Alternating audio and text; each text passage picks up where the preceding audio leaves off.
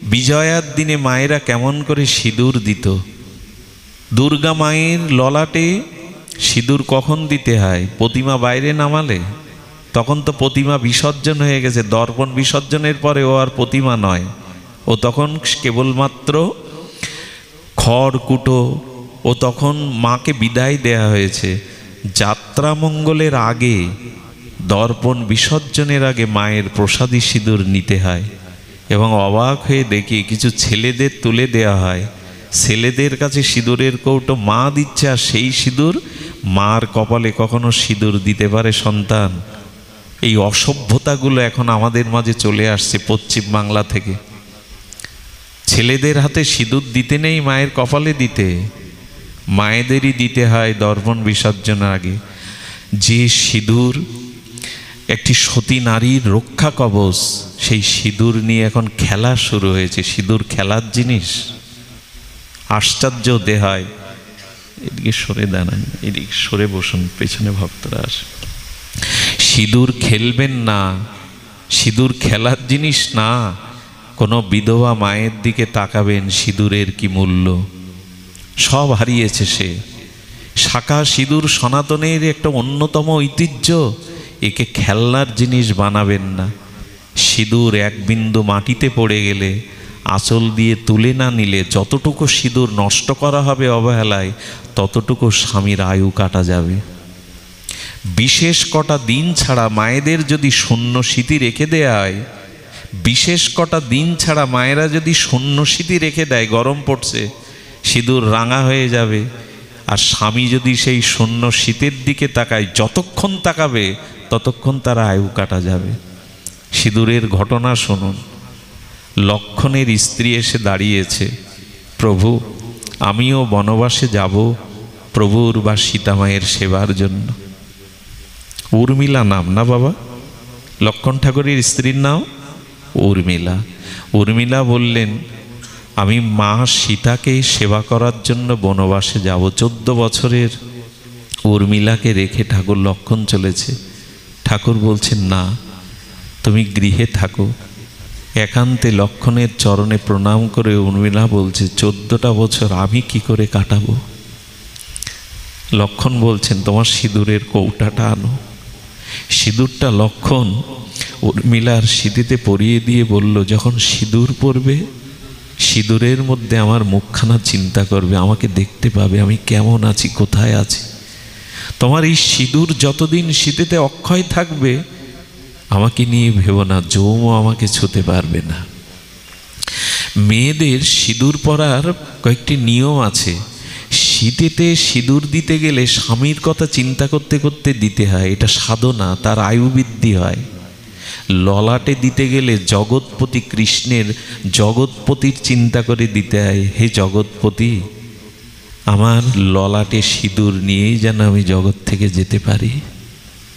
এই ভেবে সিঁদুর পরে তো মায়েরা আজকাল ড্রেসিং টেবিলের সামনে দাঁড়িয়ে সিঁদুর পড়ে যাচ্ছে, এভাবে না, আসনে বসে সিঁদুর নিতে হয়। ড্রেসিং টেবিলের সামনে নিন, কিন্তু স্মরণ রাখুন এই সিঁদুরটা স্বামীর দেওয়া, এটা জগৎপতির দেওয়া। শাখাতে একটু লাগাতে হয়, 5 জায়গায় সিঁদুর রাখতে হয় মায়েদের, সিঁথিতে, ললাটে, 2টো হাতের শাখাতে। আর আগেকার দিনে মায়েরা একটু সিঁদুর আঁচলে বেঁধে নিত। স্বামী যখন বাইরে যায় না, আজও উত্তর ভারতের মায়েরা সিঁদুরের ছোট্ট একটা কৌটা আঁচলে বেঁধে রাখে, তার আয়ু মনে করে। বাইরে যাওয়ার সময় ওটা হৃদয়ে ছুঁয়ে যায়, যাতে আয়ুটা আমার আঁচলে বাঁধা থাকে। যেদিন শক্তিশালে লক্ষণ ঠাকুর মূর্ছিত হয়ে যায়, হনুমান যেদিন গন্ধর্ব মাদন নিয়ে যায়, হনুমানকে বাণের দ্বারা ভরত নামিয়েছিল, সেদিন অযোধ্যায় হাহাকার পড়ে গেল। প্রথমে কৌশল্যার কাছে গিয়ে হনুমান বলছেন, মা, লক্ষণ ঠাকুর মূর্ছিত হয়ে পড়ে আছে, এই গন্ধর্ব মাদন নিয়ে গেলে প্রভুর ইচ্ছায় ঠাকুর লক্ষণ বাঁচবে। এই দেখুন আদর্শ চরিত্র কাকে বলে। কৌশল্যা বলল, শোন, রামকে গিয়ে বলিস রামের প্রতি আমার শ্রদ্ধা আজ থেকে কিছুটা কমে গেল। কেন মা? আমার প্রভুর প্রতি তোমার শ্রদ্ধা কমে গেল কেন? কৌশল্যা যে কথা বলেছিল সেটা বড় হৃদয় মর্মস্পর্শী কথা বলল। রামের মতো ভাই থাকতে, আস্তে ঘন্টাটা আস্তে নাড়ুন, ঘন্টাটা আস্তে নাড়ুন, ওটা মনে মনে স্মরণ করে করুন। জয় শ্রী রাধে। পাঠের সময় অন্য ধ্বনি না করাই উচিত। কি করেছে কৌশল্যা? বলছেন আমার রামের প্রতি শ্রদ্ধা কিছুটা কমে গেল। রামের মতো বড় ভাই থাকতে বুকে কেন রামের তীর বিধিনি, কেন লক্ষণের বুকে তীর পড়ল? রাম তার বুকে গিয়ে দিতে পারেনি। যে লক্ষণ তার ভাইকে ভগবান ভেবে চরণ সেবার জন্য রাজত্ব ত্যাগ করে চলে গেল, সেই বড় ভাইয়ের উচিত ছিল ওর বুকে তীর আসার আগে বুকটা পেতে দেওয়া। কৌশল্যা বলছে। আর শোনো হনুমান, এই দেখুন আদর্শ কাকে বলে।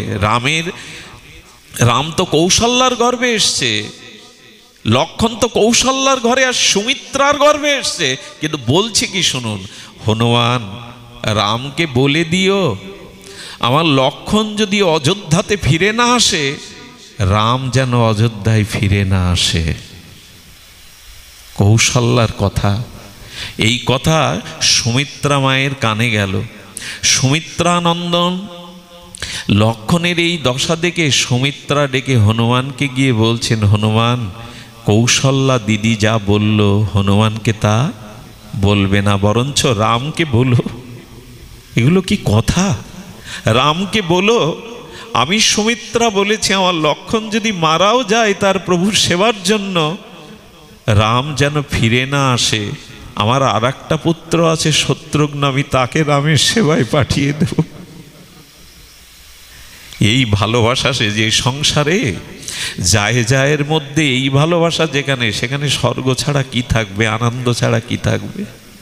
আজকে উঠোন ঝাড় দেওয়ার সময় দুই যা ঝাড় দেয়, এর অংশটা ওর অংশটা মাঝখানে ধুলা পড়ে থাকে। এই আদর্শ আমাদের।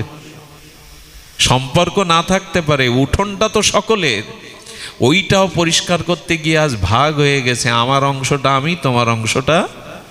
এই হলো আমাদের সংকীর্ণতা। সবার চোখে জল। উর্মিলার কাছে গিয়ে উর্মিলার সখীগণ দাঁড়িয়ে কাঁদছে, অভাগিনী নূতন বিয়ে হলো, আর তোর প্রভু বনবাসে গেল প্রভুর সেবাতে, আর তোর বৈধব্য নেবে আসবে, লক্ষণ ঠাকুর মূর্ছিত মৃতপ্রায়। তখন সিঁদুর অঙ্কিত করছিলেন উর্মিলা। উর্মিলা তখন সখীদের বলছেন, তার সেবিকাদের বললেন, তোরা মিথ্যা শোক করছিস। আজ আমি সিঁদুর সিঁথি দিয়ে আমার প্রভুকে দেখলাম কি জানিস? প্রভু তার প্রভুর কোলে, আমার প্রভু তার প্রভুর কোলে আনন্দে ঘুমিয়ে আছে। আমার শীতের সিঁদুর যতদিন আছে, আমার কাছ থেকে জমেরও সাধ্য নয় আমার প্রভুকে কেড়ে নেওয়া। আমি আজ দেখেছি প্রভুর কোলে করে পরমানন্দে ঘুমিয়ে আছে, বিশ্রাম নিচ্ছে। আমার এই প্রসাদী সিঁদুর যতদিন আছে কেড়ে নেওয়ার ক্ষমতা নেই। সিঁদুর নিয়ে খেলো না মা। কি একটা উদ্ভট সংস্কৃতি পশ্চিমবাংলার চ্যানেলগুলো প্রচার করে, সিঁদুর খেলা। সিঁদুর খেলার জিনিস না। ওই এক চিমটি সিঁদুরের কি মূল্য তা ঘরের যে মা স্বামী হারা হয়েছে সে অনুভব করতে পারে। এগুলো খেলার জিনিস না। আমাদের কৃষ্টিটা নষ্ট হতে বসেছে। আমরা আমাদের আচরণের কথা বলছিলাম, বারবার কিন্তু একটা শব্দ প্রয়োগ করতে নাই, তবু করছি। যতদিন আচার ব্যবহার শুদ্ধ না হবে ততদিন ভক্তি হবে না, ততদিন আনন্দ পাওয়া যাবে না, ততদিন আনন্দ পাওয়া যাবে না। এই জন্য আমাদের চক্ষুকে দিয়ে, কর্ণকে দিয়ে, আমাদের বদনকে দিয়ে, জিহ্বাকে দিয়ে দয়া করে একটু শুদ্ধতা নিতে চেষ্টা করুন। ইন্দ্রগুলি যদি শুদ্ধ কিছু নিতে থাকে, তখন ধীরে ধীরে আপনার এই রিপু সংযত হলে, রিপুগুলো শুদ্ধ হলে ধীরে ধীরে আপনাদের মধ্যে শুদ্ধতা আসবে। আরেকটি জিনিস হলো, আমরা ট্যাক্স দেই সরকারকে, নিজের অনেক কিছু অপকর্ম ঢাকতে গিয়ে প্রশাসন অনেক কিছুকে টাকা পয়সা দিয়ে দিই, কিন্তু সৎ কাজে টাকা আমরা কজন ব্যয় করি? ট্যাক্সে কত টাকা দিতে হয় ব্যবসায়ীদের সরকারকে? কত টাকা এমনিই বা দিতে হয়, চাঁদা অমুক তমুক। ভগবানের জন্য বলুন তো, সারা বছরে ভক্ত ভগবানের জন্য সৎ মহতের সেবার জন্য কত টাকা ব্যয় করেন? টাকা কিন্তু শুদ্ধ করতে হয়। আয়ের একটা অংশ যদি সৎ কাজে সমাজের মঙ্গলে ব্যয় না করেন, ওই অর্থ কিন্তু অভিশাপ হয়ে দেখা দেবে। অর্থের একটা সদুপযোগ করতে হয়, বিগ্রহ সেবায়, ভগবত সেবায়, বৈষ্ণব সেবায়, সমাজের কোনো মঙ্গল কাজে এই অর্থ নিয়োগ করুন। অর্থ যদি সৎ কাজে উপযোগ না হয়, অর্থ অভিশাপ হয়ে দেখা দেবে। অর্থ তিনভাবে চলে যাবে, হয়তো সরকার ক্রোক করে নেবে, সন্ত্রাসীরা ছিনিয়ে নেবে, নাহলে মামলা মকদ্দমায় ওই অর্থ চলে যেতে বাধ্য। অর্থ কিছুটা সৎ কাজে লাগান। অনেকেই দেখেন অনেক অর্থ ব্যয় করে, হচ্ছে বাড়িতে বছরে দুজন বৈষ্ণব সেবা, তারও এটা মনে করে অনেক ভারী জিনিস। শাস্ত্রে আছে, গৃহে বছরান্তে অন্তত একটু সাধুগুরু বৈষ্ণবের পায়ের ধুলো নিতে হয়, গৃহে ভক্তদের দিয়ে একটু হরিনাম ভগবত এগুলি করাতে হয়। তারা আসলে অনেক আপদ চলে যায়, অনেক সংকট চলে যায়। দেখুন, যে গৃহে শোক আছে, রোগ আছে, মোহ আছে, সে গৃহে যদি ভগবানের প্রিয় ভক্ত যায়, আপাতত সাধু যতক্ষণ থাকে ততক্ষণ ওই বাড়িতে শোকমোহ কাজ করে না, শোকমোহ দূরে চলে যায়। সাধু সমাগমে শোক এটাও দূরে চলে যায়, ভয় ভীতি এগুলোও দূরে চলে যায় যদি শুদ্ধ ভক্তের আগমন ঘটে কারো গৃহে। তো আমরা এখন এগুলি বুঝি না। হ্যাঁ, অনেক জায়গায় নামযজ্ঞ হয়, 50 কিলোমিটার দূরে 50 শুদ্ধ বয়স এক বাবা বসে বসে সারা রাত নাম শুনেছে। সকালবেলা মনে করে যদি একটু স্নানের জায়গা পেতাম, একটু আহ্নিক করার জায়গা পেতাম। পাড়ায় কেউ তাকে, এই বৃদ্ধটা কত দূর থেকে এসে সারা রাত জেগে নাম শুনেছে, আমাদেরই যোগ্য মানে সেবা, তারা তাকে নিয়ে চিন্তা করে না। চিন্তা করে জামাই মেয়ে মেসোমাসে আসছে, তারা খাবে কি, তারা কি করে সুখ পাবে, এরই নাম যোগ্য। সারাটা রাত জেগে যে মানুষগুলো ঠাকুরের নাম শুনলো, তাদের ডেকে নিয়ে যান, স্নানের ব্যবস্থা করুন, তাদের মুখে কিছু জল খাওয়ার দিন। কিন্তু জামাই নিয়ে ব্যস্ত, মেসোমাসি নিয়ে ব্যস্ত, সাধুর দরদার এখন মানুষ বোঝে না। যতদিন ভগবান ভক্তকে সেবা না করবেন, ভক্ত প্রসন্ন না হবে, ততদিন ভগবানও প্রসন্ন হবে না। এইগুলোই হলো সুব্যবহার, এইগুলোই হলো সৎ আচার। এগুলি না হলে আনন্দের সন্ধান আপনি আমি কোনোদিন পাবো না, আমাদের চিত্তশুদ্ধ হবেই না, কোনোদিনই হবে না। এই জন্য দয়া করে নিজের হৃদয়েন্দ্রকে একটু কাজে লাগাতে হবে। দেখুন, একটা জিনিস বলি, আপনি 1 মণ দুগ্ধ দিয়ে প্রদীপ জ্বালাতে পারবেন? দুধে প্রদীপ জ্বলে, কিন্তু 2 কেজি দুধ থেকে ঘি করে প্রদীপ জ্বালান। এই সংসারে থেকে সার বস্তুটা তুলে নিন। সেই সার বস্তুই হলো নিজের ব্যবহারকে শুচি শুভ্র করা। দুধ থেকেই ঘি হয়, দুধ 1 মণ দিয়েও প্রদীপ জ্বালাতে পারবেন না, কিন্তু দুধ থেকে সার ঘৃত দিয়ে প্রদীপ জ্বালাতে পারবেন। দেখুন, আরেকটি জিনিস হলো, এই দেহেই আমি বলেছি রক্ত মাংস পিণ্ড দেহ অমেদ্যপূর্ণ ভরা, কিন্তু এই দেহ থেকে এই সদ আচরণ হলে, শুদ্ধ ব্যবহার হলে, মনশুদ্ধ হলে এর মধ্যে দিয়ে ভগবত প্রাপ্তি ঘটে। এই দেহকেই চিন্ময় শুদ্ধ করা যায়। কেমন করে জানেন? আচরণ শুদ্ধতার দ্বারা। কেমন? আচ্ছা, আপনার কাছে ঘোল দেয়া হলো ভোরবেলা প্রভাতে, সে ঘোলের মধ্যে মন্থন করলে কি উঠবে? একটু কথা বলুন, কি উঠবে? মাখন উঠবে। কিন্তু ঘোল আপনি মন্থন করলেন না, হাতে বোতল রেখে দিলেন, মাখন উঠবে বাবা? আস্বাদন করা যাবে মাখন? তেমনি এই দেহকে যদি সৎ ব্যবহার, সৎ আচার, শুদ্ধতাকে মন্থন আচরণ করতে পারেন, এই দেহ থেকে এই প্রেম ভক্তি লাভ হবে, এই দেহ দিয়েই ভগবান লাভ হবে। মন্থন করতে হবে, আমাদের মন্থন করতে হবে। ভক্তিতে এমন হয়ে যায় যে ভক্তিতে বিপদটাকেও, আচ্ছা ভক্তিতে কি হয়? আচরণ শুদ্ধ হলে কি হয়?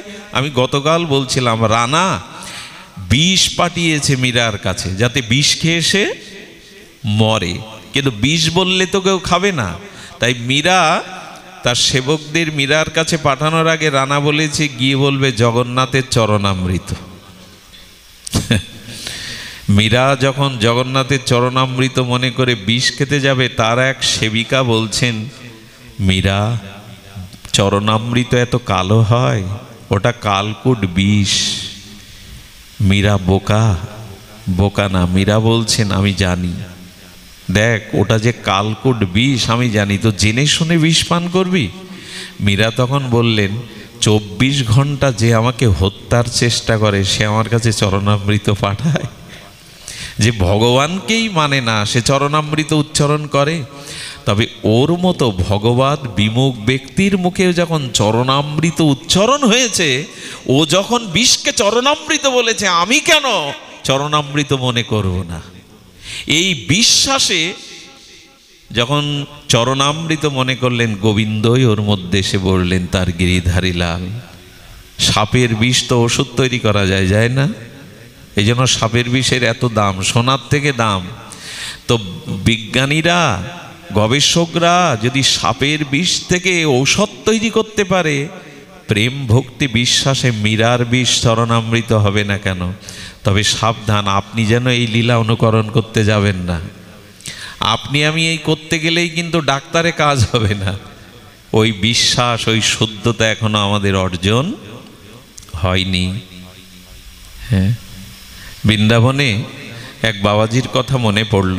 এরা কি চরিত্র জানি না, কিভাবে ভগবানকে, রাধারানীকে সর্বস্ব অর্পণ করেছেন। অনুরাগে বসে বসে জপ করেন, আর সন্ধ্যার আধার নামে ওই জপ থেকে বাইরে এসে একটা বড় খাল আছে, সেই খালটা পার হয়ে এপারে ব্রজবাসীদের দুয়ারে গিয়ে দুটো রুটি সবজি মাদুকরি করে এনে পান।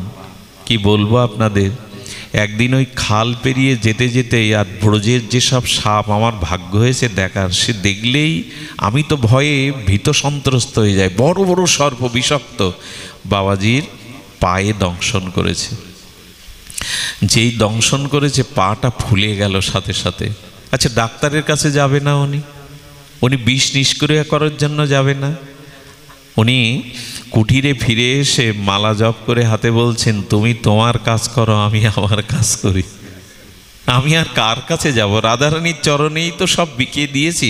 আর রাধারানীকে বলছেন না, রাধারানীকে একদমও বলছেন না তুমি তোমার কাজ করো। খবরদার, এই লীলা আপনি আবার করতে যাবেন না। তুমি তোমার কাজ করো, আমি আমার কাজ করো, ও আমাদের মানাবে না।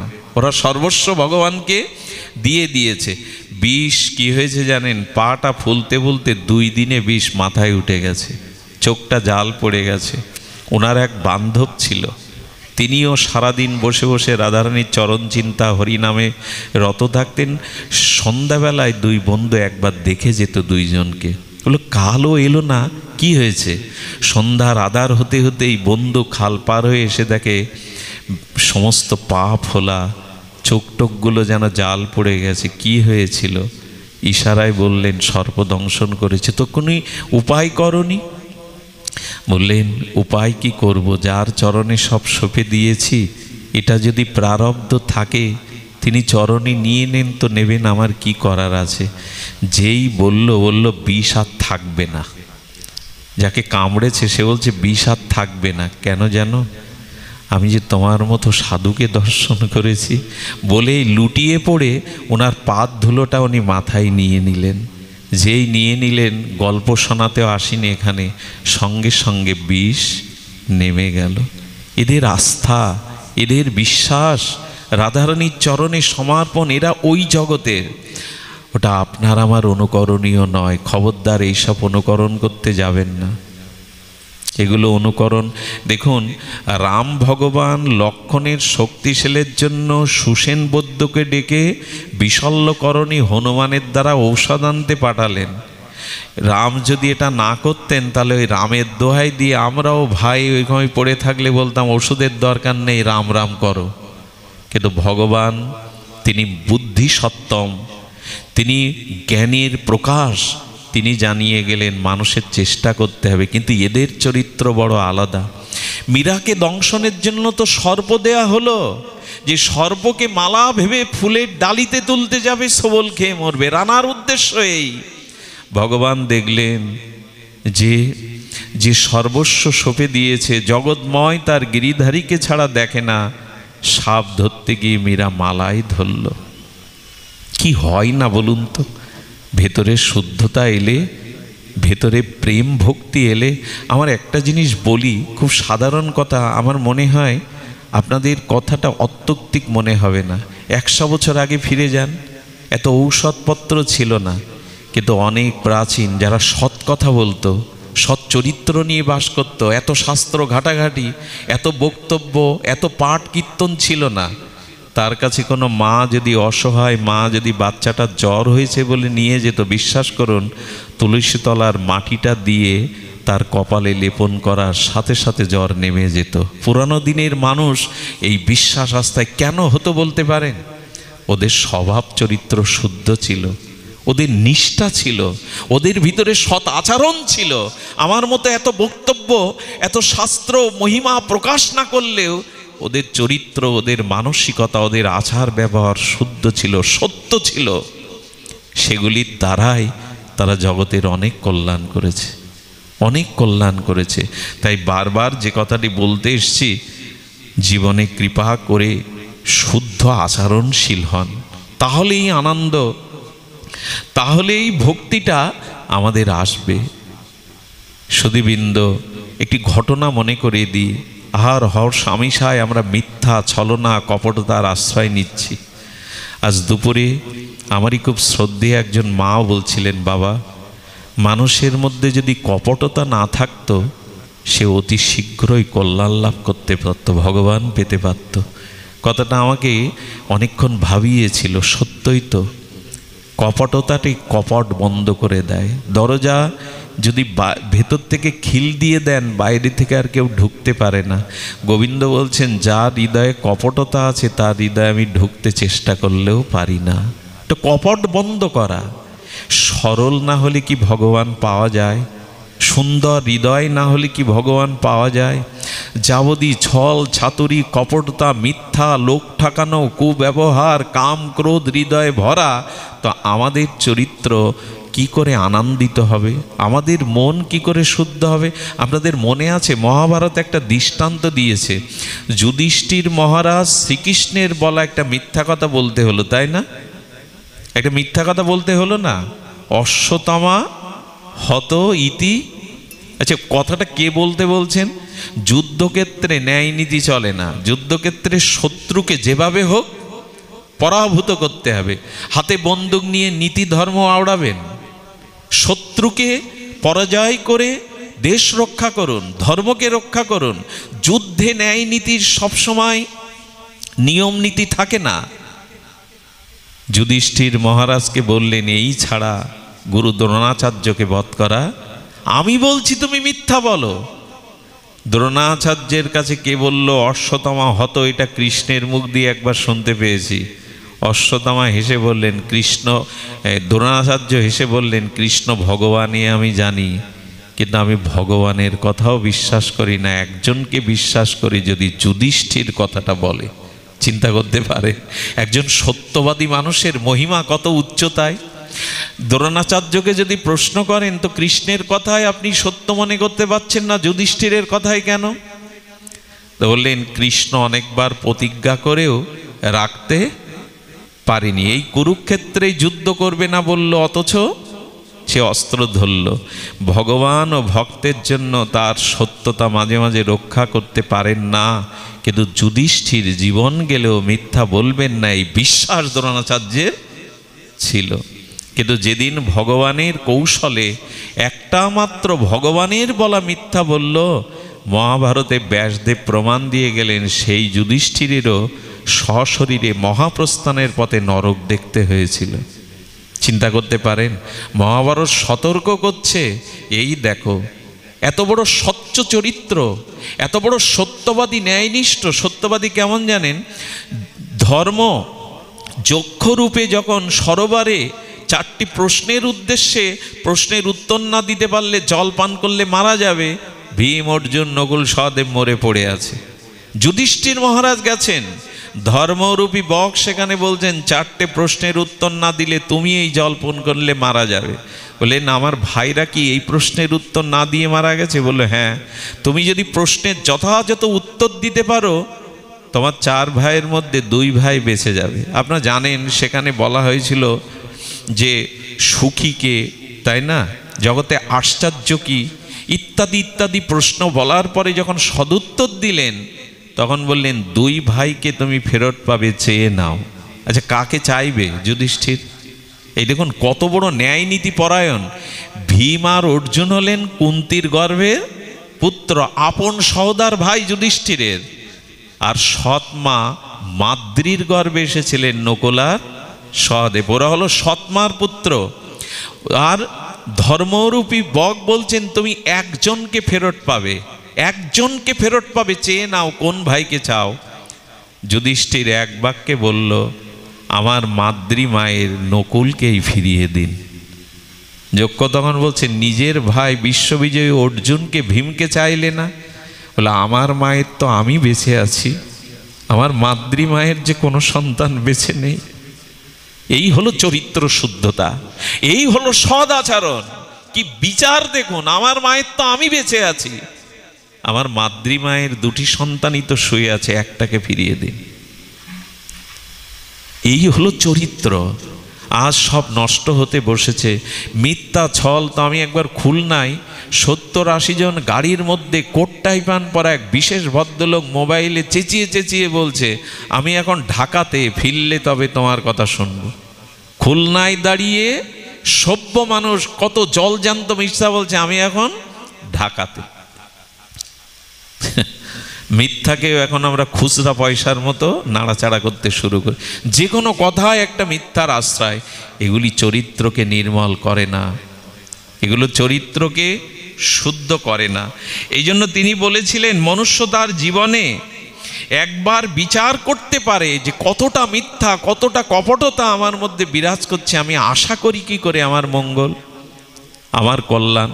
তাই আপনাদের কাছে নিবেদন করি, আজ মনে করেছিলাম বড় ক্লান্ত, হরিকথা অল্প বলেই পাঠ বিশ্রাম দেব, তবু আপনাদের সামনে দেখলে, আপনাদের মতো ভক্তকে দেখলে মনটা হরিকথা থেকে নামতে চায় না, সব ক্লান্তি যেন কোথায় চলে যায়।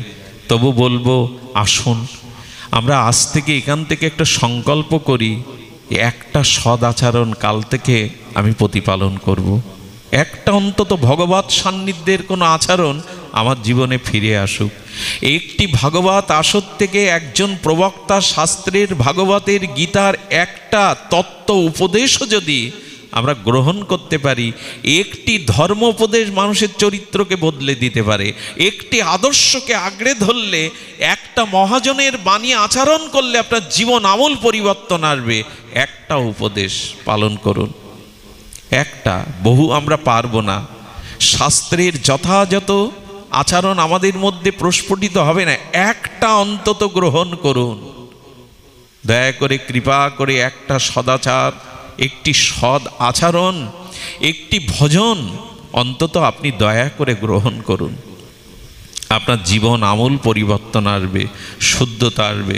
সবশেষে এইটুকু বলবো, আমাদের সেই বৃন্দাবনের সেই বুড়িমার কথা।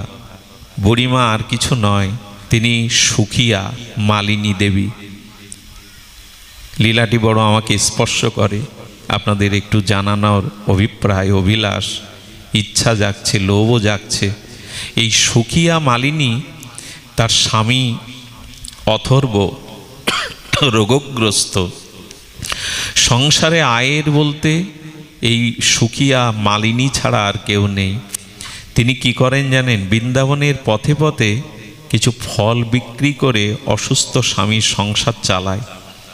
তো গোপালের যখন আবির্ভাব হলো নন্দালয়ে, সেই সময় সুখিয়ার কানে গোপালের অনেক মাধুর্যের কথা, লীলার কথা, তার সৌন্দর্য মাধুর্যের কথা, আর ব্রজের সমস্ত সখার কানে কানে ফল বিক্রি নিয়ে এই সুখিয়া মালিনীর কানে যায়। তখন মনে মনে ভাবল, গোপাল এসেছে বৃন্দাবনে, যশোদা অঙ্গনে খেলে বেড়ায়, যশোদা দুলালকে, নন্দ দুলালকে একবার চোখে দেখব না, কিন্তু আমার এই মলিন কাপড়, আর আমি আমার নেই স্বীকৃতি, আমি নন্দ মহারাজের গৃহে কি করে গিয়ে গোপালকে ডেকে আসবো? অন্দরমহলে তো যেতে পারবো না। তখন এক সাধুর কাছে গেলেন, সাধু বাবাকে বললেন, বাবা একটা উপায় বলতে পারেন, আমি কি করে গোপালকে দর্শন করে ধন্য হব? তখন বললেন, মা এক কাজ কর, এই কৃষ্ণ কৃষ্ণ মন্ত্রটা আমি তোকে দিচ্ছি, তুই এটা 3 মাস ব্যাপী ফল বিক্রি করবি, পথ চলবি, আর ভগবানের নামটা মনে মনে স্মরণ করবি। এই নাম নিতে নিতে নামই তোকে আকর্ষণ করে কৃপা করে দেবে। আচ্ছা, উনি বলতে পারতেন না সবার জন্য উন্মুক্ত দুয়ার, তুমি গিয়ে দেখে এসো? প্রশ্নটা আসবে না? 3 মাস ধরে নাম করো, তারপরে যাও কেন? বলতে তো পারতো, যাও গোপালকে ডেকে এসো। আসলে ভেতরে ভক্তি না থাকলে, ভেতরে অনুরাগ না থাকলে, ভগবানের ভজন না থাকলে আজও কৃষ্ণকে সামনে পেয়েও আপনার কিছু হবে না। ভজন থাকতে হবে। হ্যাঁ, আচ্ছা, প্রদীপ আছে, তেল আছে, সলিতা আছে, কিন্তু আগুন তত্ত্ব নাই। জ্বলবে প্রদীপ? জ্বলবে বাবা? তেল আছে, সলিতা আছে, তাই না? পাত্র আছে প্রদীপ, কিন্তু অগ্নির ঘষাটা তো লাগবে, অগ্নি কণাটা তো লাগবে জ্বালাতে। আমাদেরও তেমনি ভজন না থাকলে, অনুরাগ না থাকলে ভগবানকে পেয়েও পাওয়া নয়। এই জন্য সাধু পদ বলে দিল, 3 মাস ধরে হরিনাম করতে করতে ভগবানের প্রতি তোমার অনুরাগ জন্মাবে, ভগবানের প্রতি তোমার পিপাসা জাগবে, উৎকণ্ঠা জাগবে, তখনই গোপালকে দর্শন করে তুমি ধন্য হতে পারবে।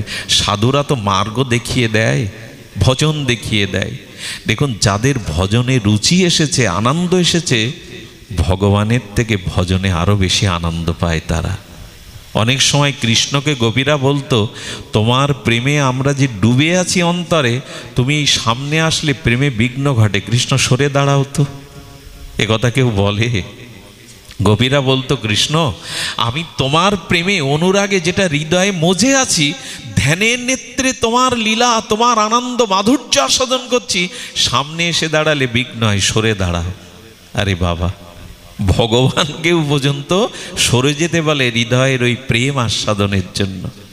গোপী ধ্যান করছে বৃন্দাবনের যমুনা পুলিনে, নারদ গিয়ে বলছে, জয় রাধা মাধব, জয় রাধা মাধব। গোপী চোখ খোলার পরে বলছে, গোপী তোমরা তো ধ্যান, পূজা, পার্বণ এইসব জানো না, এখন ধ্যান করছো কেন? বলে, গোবিন্দকে হৃদয় থেকে তাড়াবো বলে। আরে এ কথা কোথাও লেখা আছে? কোন শাস্ত্রে এরকম বলেছে যে অনেক যুগ যুগান্তর ভগবানকে ধ্যানের দ্বারা পেতে চেষ্টা করছে সাধু মহাত্মা ঋষিগণ, আর গোপী বলছে গোবিন্দকে হৃদয়ে তাড়াবো, এই জন্য ধ্যান করছি। তো বললেন, তাড়াতে পেরেছো? বলে, চোখ বন্ধ করে ধ্যান করতে গিয়ে আরো বেশি করে তার প্রতিচ্ছবিটা ফুটে উঠছে। চোখ বন্ধ করলেই হৃদয় আরো তারও ভেসে উঠছে, তবু চেষ্টা করছি, তাড়াবে কেন? নারদ তখন বলছেন, গোবিন্দকে কি হৃদয়কেও তাড়ায়? তাড়াতে চাচ্ছ কেন? বলেন, ও যদি হৃদয়ে থাকে আমার সংসার করা হবে না, আমি সংসার করতেও পারবো না। বলে, কিরকম? তো বলে, জানো সকালবেলা আমি গাভী দহন করতে পাঠিয়েছিল শাশুড়ি মা, আমি গাভীর বাট থেকে যখন দুগ্ধ দহন করছি, কৃষ্ণ পাশে, সেই যে কৃষ্ণ চিন্তা সবসময়, তো কৃষ্ণের বাল গোপালের রূপ এসে বলছে, ও গোপী, আরে যশোদা কাল রাত্রে আমাকে খেতে দেয়নি, বড় ক্ষুধা, দাও না একটু দুধ খেতে দাও না। বলে, দুধ কি করে যাব পাত্র? বলে, পাত্র তো আমার গাল, তুমি ওই বাটটা বালতির দিকে না টেনে আমার গালের দিকে সোজা করে টানো, আমি হা করে দিচ্ছি। আচ্ছা, ওইভাবে যখন মা গোপীমা দুধ টানছে, ওখানে আসলেই তো ও দেখছে লীলাস্ফূর্তিতে, ধ্যানে দেখছে গোপাল।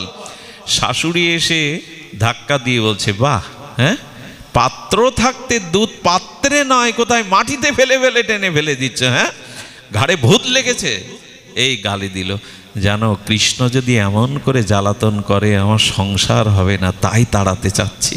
এগুলো অদ্ভুত কথা। ভগবানকে হৃদয়ে ধারণের জন্য যুগ যুগান্তর তপ সাধনা কত কিছু করে, আর এরা তাড়াবে বলে। বলে, আর কি করে? ঘরটা গুছালাম, ননি ভাণ্ডগুলো সাজিয়ে রাখলাম, ঘরে বাইরে যখন গোবর দিয়ে ঘুঁটে দিচ্ছি, তখন দেখছি কৃষ্ণ ঘর সব আলুথালু করে দিচ্ছে, আর সেই মাখনগুলো ঘরে ঢেলে রাখে যাতে কেউ ঘরে পা দিলে পা ফসকে পড়ে যায়। এই যখন করছে আমি রাগে সেই গোবর ছুঁড়ে মারতে গেলাম, বেরিয়ে যা ঘর থেকে, দুষ্ট বেরিয়ে যা, ঘর নষ্ট করছিস, মাখন ঢেলে দিচ্ছিস। কোথায় কৃষ্ণ? ওদের লীলা স্ফূর্তিতে তো কৃষ্ণকে দেখছে। সেই গোবর গিয়ে পড়েছে শাশুড়ির মুখে। আমার সংসার হবে?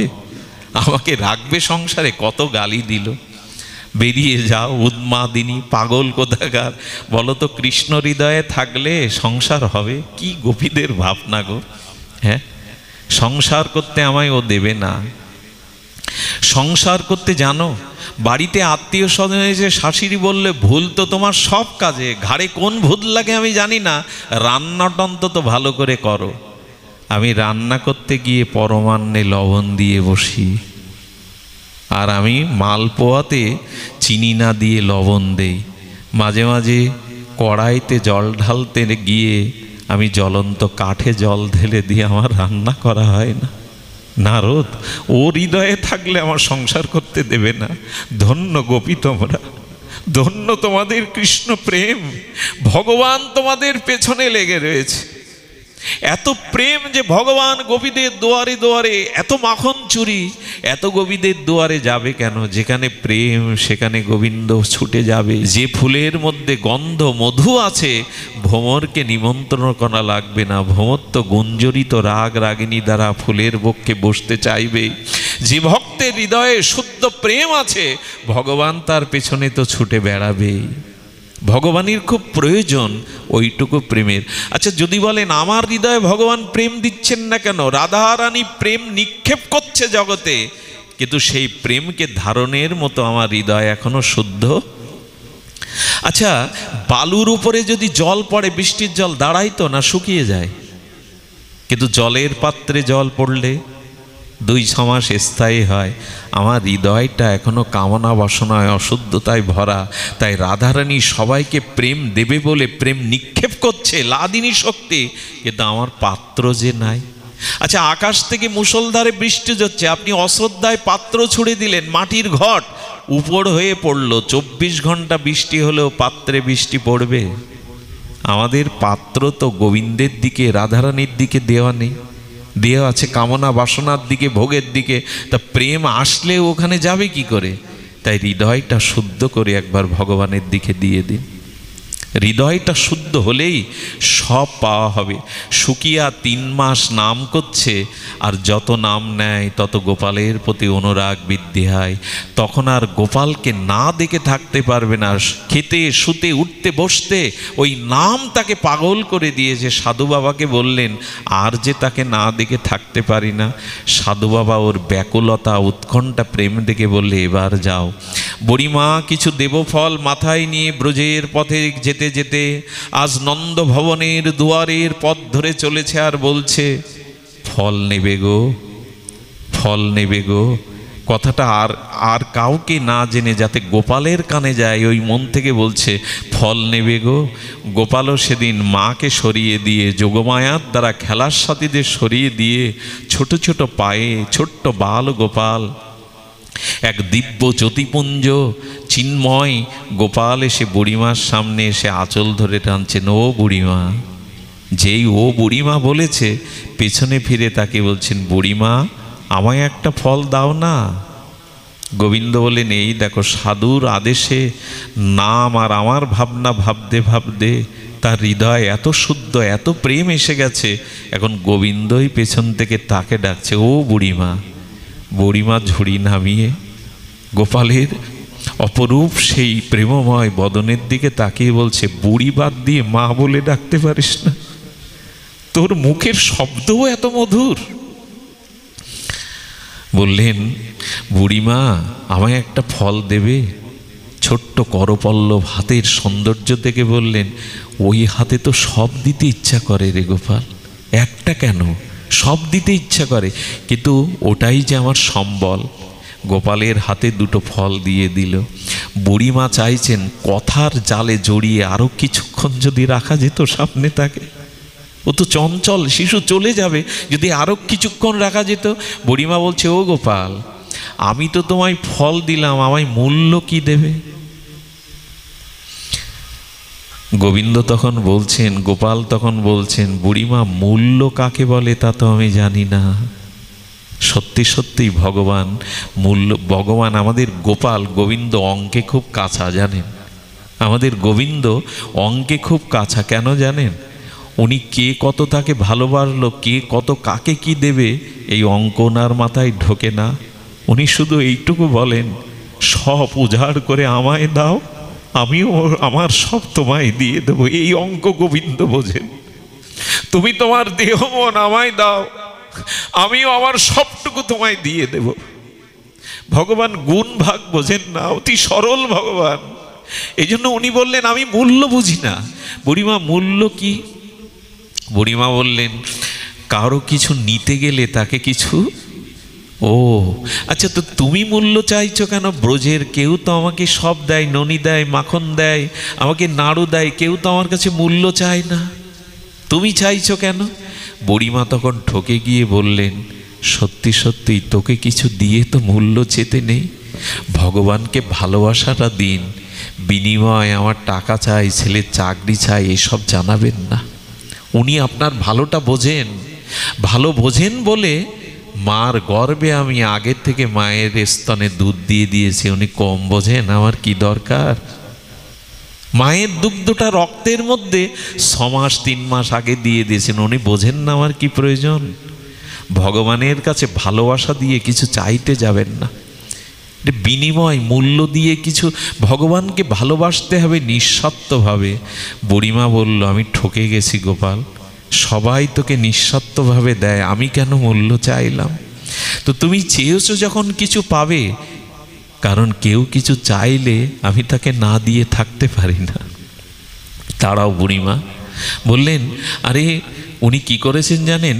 যশোদা কিছুটা ধান শুকাতে দিয়েছিল, আর ওইখানে গোপালকে বসিয়েছিল ওই লাঠি নিয়ে পাখি তাড়াবি।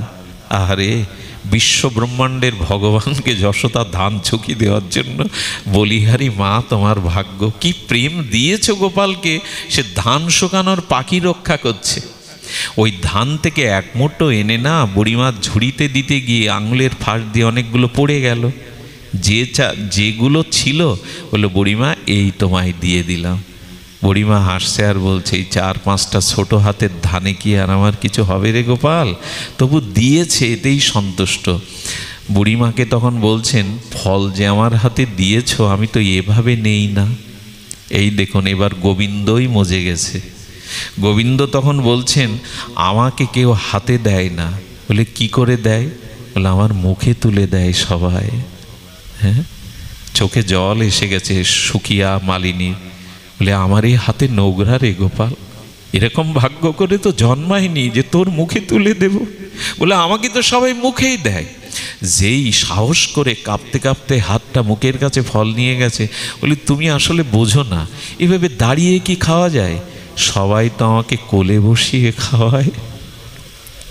একটু ভালোবাসা তাকে দিন না, তিনি আপনার কাছে আসতে চাইবেন। ওনার স্বভাবটাই ওই। একটু তাকে প্রেম দিন, একটু অনুরাগ দিন, একটু ভালোবাসা দিন, উনি আপনাকে গ্রাস করে নেবে। বুড়িমা আমাকে সবাই কোলে বসিয়ে আদর করে খাওয়ায়। বুড়িমা কাঁদছে আর বলছে, এত করুণা তোর, এত কৃপা তোর, এই ময়লা বসনে পড়লে তোর শ্রীঅঙ্গে যে ময়লা লাগবে, এসব কি আর বোঝে? প্রেম ভক্তি যার হৃদয়ে আছে, বাইরে কি তাকে বোঝা যায় গো? এর মধ্যে এমন কোনো ব্যক্তি আছে যাকে দেখলে হয়তো বাইরে শ্রদ্ধা হবে না, কিন্তু তার মনের মধ্যে লুকিয়ে আছে ভগবানের প্রেম। এই জন্য কাউকে উপেক্ষা করতে নেই। কে কে রূপে কি ভক্তি নিয়ে হৃদয়ে আছে, কাউকে উপেক্ষা করতে নেই। উপেক্ষা করা উচিত নয়। শুধু পোশাকটাই সাধুর হলে যে সাধু হবে এমন নয়। হৃদয় যার নির্মল, শুদ্ধ চরিত্র যার শুদ্ধ, তাকে দেখেই ভগবান বিবশ হয়। বুড়িমা নিজে হাতে ফল খাওয়ালেন।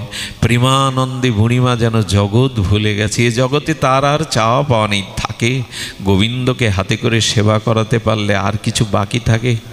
তার জীবন পূর্ণ থেকে পূর্ণতরতম হয়ে গেছে। বুড়িমা সেই ঝুড়ি নিয়ে ফিরতে ফিরতে কিছু দূর এসে বাড়িতে এসে দেখে ঝুড়ি আর বইতে পারছে না, ঝুড়িটা বড় ভারী হয়ে গেছে। বুড়িমা ঝুড়িয়ে রাবিয়ে দেখলো প্রাণগোপাল প্রাণধন গোবিন্দ হাতে করে যে কটা ধান দিয়েছিল ওগুলো ধান নয়, ঝুড়ি ভর্তি মোহরে রূপান্তরিত হয়ে গেছে। কাঁদছে আর বুক চাপড়ে বলছে, গোপাল রে, দুটো ফল দেওয়াতে যদি আমার পাত্র ভরে যায় মোহরে, এখন মনে হচ্ছে আমি ভুল করেছি, ভুলটা সংশোধন দরকার। বুড়িমা ছুটে এসে গোপালকে যেটা বলেছিলেন, আমার বিশ্বকবি রবীন্দ্রনাথ এটা উপলব্ধি করে 4টে লাইন লিখেছিলেন। বুড়িমার কণ্ঠেই শুনুন রবীন্দ্রনাথের অনুভূতিতে। দিলেম যা রাজ ভিখারি রে, তুমি চেয়েছো ভিখারি, তবে তুমি রাজ ভিখারি। দিলেম যা রাজ ভিখারি রে, স্বর্ণ হয়ে এলো ফিরে। তখন কাঁদি চোখের জলে দুটি নয়ন ভরে, দেইনি কেন আমার সকল শূন্য করে। গোপাল, দুটো ফল তোকে দিলে যদি মোহর হয়ে ফিরে আসে, এ জীবনের মন প্রাণ সর্বস্ব কেন তোকে দেইনি গোপাল। আমাদের এইটুকু শুধু বাকি। ভালোবাসাটা স্ত্রীকে দিয়েছি, পুত্রকে দিয়েছি, আত্মীয় স্বজনকে দিয়েছি, অর্থবিত্ত দেহকে দিয়েছি, ওর একটা অংশ একটু ভগবানকে দিন। এই জীবন পূর্ণতা পাবে, এই জীবন ধন্যাতি ধন্য হবে, এই জীবন স্বর্ণ হয়ে ফিরে আসবে। এই জন্য আজকে দেওয়ার জন্ম পেয়েছি।